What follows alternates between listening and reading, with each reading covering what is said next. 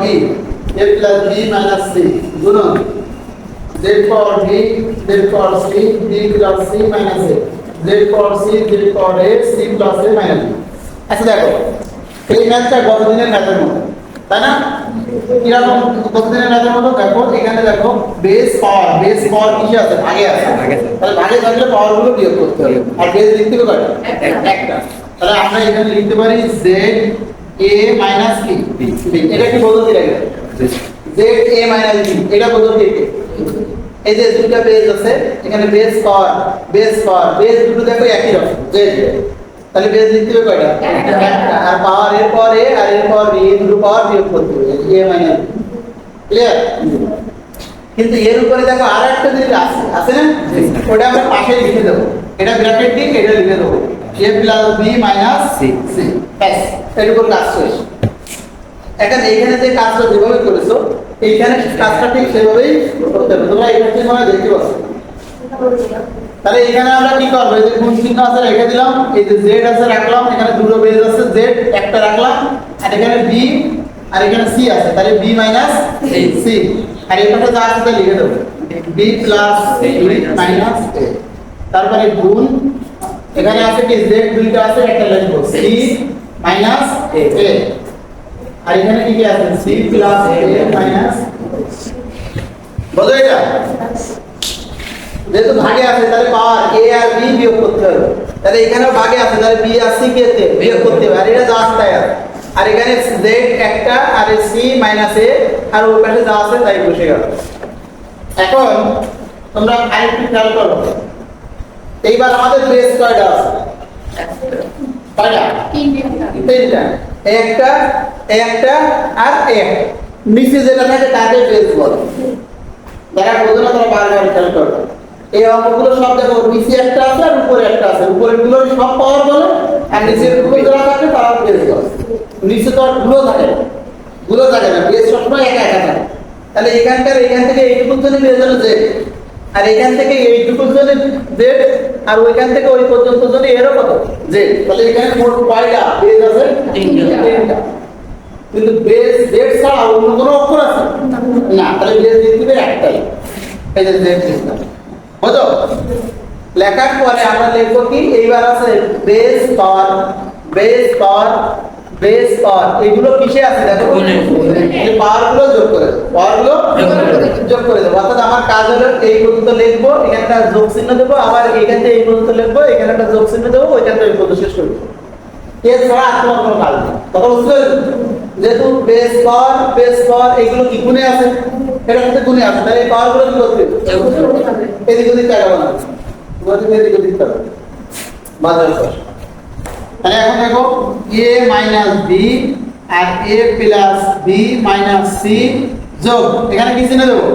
যোগ। এবার এই পাওয়ারটা যোগ করে দেবো, b minus c into b plus c minus a। এখানে আবার যোগ c minus a c plus a minus b। বুঝো এটা? এখন এই জায়গাটায় আমাদের একটু কাজ করতে হবে, এটা কিন্তু গভীরভাবে খেয়াল করতে হবে। এই কাজটা এলোমেলো হয়ে যাবে, গুণ করতে হবে। দেখো এই ব্র্যাকেট আর এই ব্র্যাকেটের এইগুলো, এইটার সাথে এইটা এখানে কোনো চিহ্ন নাই, আছে? তার মানে গুণে আছে, ঠিক আছে? তাহলে এরকম গুণে দেখো এই পাশেও আছে, তাহলে এখান থেকে এই জায়গায় গুণে আছে। এইখানেও সেই একই ঘটনা গুণে আছে। তাহলে কয় জায়গায় গুণ করা লাগবে? তিন জায়গায় গুণ করা লাগবে। তাহলে এই গুণ করার সিস্টেমটা একটু দেখে নাও কিভাবে গুণটা করব। প্রথম চান্সে এই a দিয়ে গুণ করতে হবে। এই প্রথমটা দিয়ে প্রথমে এর একবার, এইটা দিয়ে এর একবার, এইটা দিয়ে এর একবার। ব্যাপারটা ক্লিয়ার? বুঝতে পারছো? অর্থাৎ এই a দিয়ে এর একবার একবার করে গুণ করবে, ঠিক আছে? এখন চিহ্ন বসানোর ব্যাপার। চিহ্ন কি বসাবো? চিহ্ন বলতে এই পাশে জেনে যেরকম আছে সেখানে সেইগুলোই বসে দেবে। কথা কি বুঝতে পারছো? এইখানে জেনে যেরকম আছে, তাহলে প্রথম চান্সে দেখো এর কোনো চিহ্ন আছে? পরে পরেরটা কি আছে? প্লাস, তাহলে প্লাস বসা দিবে। তারপরেটা কি আছে? মাইনাস বসা দিবে। তাহলে চিহ্ন বলে এইভাবে দিবে। আর গুণ করবো কোনটা দিয়ে? এটা দিয়ে। তাহলে এক একটা করে গুণ করো a আর a গুণ করলে কত হয় a স্কয়ার কি হয় a স্কয়ার এবারে এই পাশে সব চিহ্ন বসে এই পাশে থেকে তাহলে কি চিহ্ন প্লাস এবার a দিয়ে b এর সাথে a আর b গুণ করলে ab এবার a দিয়ে এই c এর সাথে এর কি চিহ্ন মাইনাস a আর c গুণ করলে ac এবার ক্লিয়ার a আর a গুণ করলে a গুণ a স্কয়ার a দিয়ে b এর সাথে গুণ করলে a R b ab a দিয়ে c এর সাথে গুণ করলে a আর c গুণ করলে ac তাহলে ক্লিয়ার আর চিহ্নগুলো কোথা থেকে এসেছে এখানে প্লাস চিহ্ন ছিল সেই প্লাস এই মাইনাস চিহ্ন ছিল এই মাইনাস তাহলে ক্লিয়ার এখন অসুবিধা একটা জায়গায় আছে অসুবিধা একটা জায়গায় পরেরটা যখন গুণ করব তখন একটু আর অসুবিধা আছে প্রথমটা যখন তুমি গুণ করছিলে তখন এই পাশের চিহ্নগুলো তুমি হুবহু বসাতে পারছিলে তার কারণ কি এই এর আগে কিছু নেই মানে প্লাস চিহ্ন ছিল কথাটা বোঝাতে পারছি কিন্তু এইবার যে বি দিয়ে গুণ করব আসলে হলো কি মাইনাস এই মাইনাস থাকলে তোমাকে বুঝতে হবে যেটা দিয়ে তুমি গুণ শুরু করতেছো এটাতে মাইনাস থাকে তাহলে এই পাশের যে চিহ্নগুলো জেনে যাওয়া ছিল সেগুলো টাইটাই সব পরিবর্তন করে দিতে কথাটা বোঝাতে পারছো আমি তো বোঝাতে পারছি কিন্তু কথা এখানে যদি প্লাস চিহ্ন থাকে তাহলে কি কোনো এখানে জেনে যা চিহ্ন আছে টাইটাই বসাই দিতে কোনো পরিবর্তন করা লাগবে না তাহলে কোন সময় পরিবর্তন করা লাগছে তাহলে এখানে একটা মাইনাস আছে তাহলে পরিবর্তন হয়ে যাবে তাহলে প্রথমে তুমি যখন বসাবা তখন এর আগে কিছু নেই মানে কি আছে প্লাস আছে তাহলে পরিবর্তন হয়ে গিয়ে যাবে মাইনাস তাহলে প্রথম সাথে আগে মাইনাস দিয়ে শুরু করি তাহলে মাইনাস এই এ আর এই বি গুণ করলে কত হয় এবি এবার আবার এই প্লাস চিহ্ন আছে তাহলে হবে কি মাইনাস এই বি আর এই বি গুণ করলে কত হয় বি স্কয়ার এবার এই বি দিয়ে আর বাকি আছে এটা এখানে কি চিহ্ন আছে মাইনাস তাহলে পরিবর্তন হয়ে যাবে প্লাস বি আর সি গুণ করলে কত হয় আশা করি এইটুকু বুঝতে পেরেছো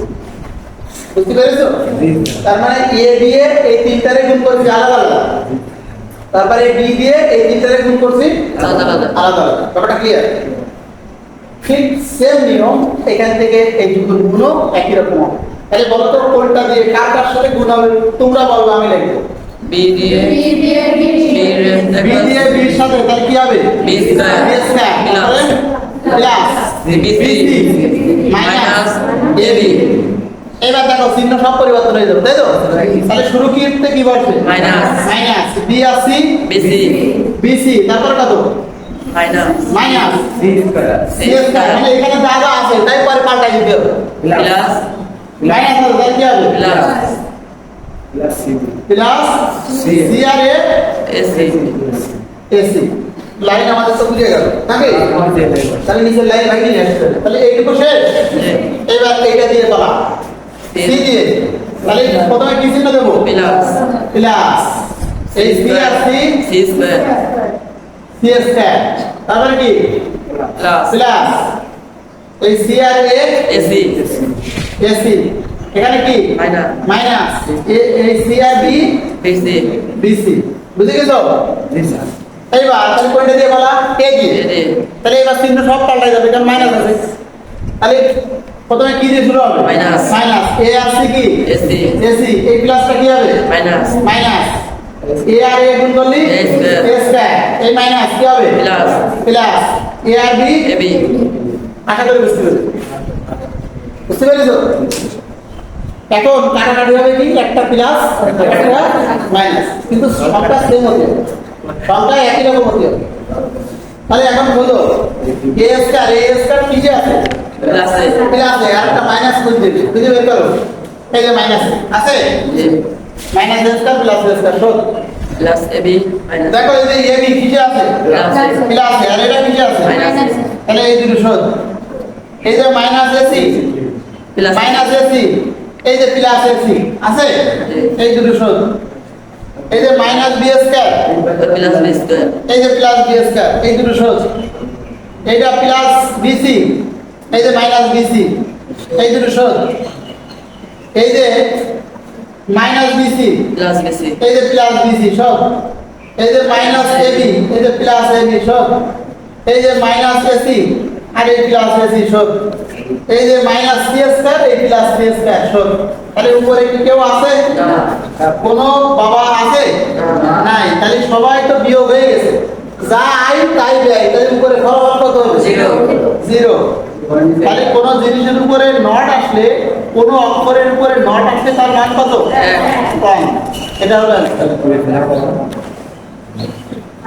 বুঝতে পারছেন? আছে? পারা যাবে? তা আমি কি করব?